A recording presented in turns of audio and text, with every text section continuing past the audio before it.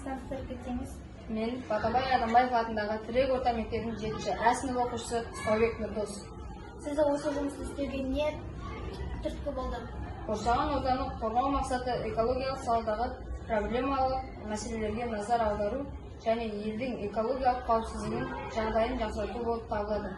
Ең алдымен адамдардың өмір сүру сапасын, олардың әл-ауқаты мен денсаулығын анықтайтынын атап өтеміз.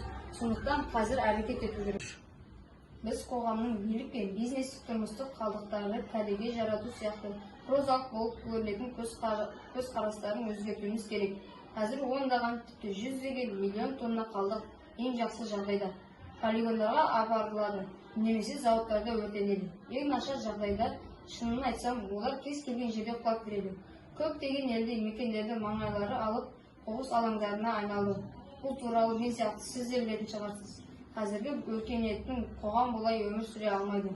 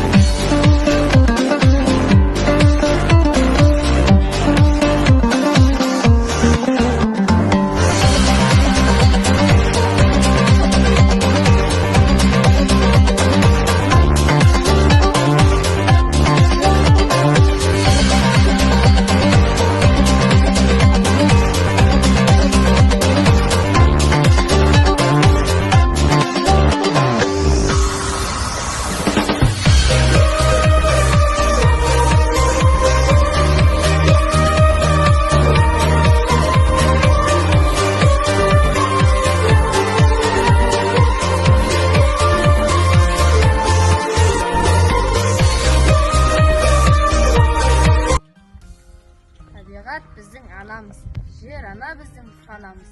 Таза болса табиғат, біз де аман боламыз.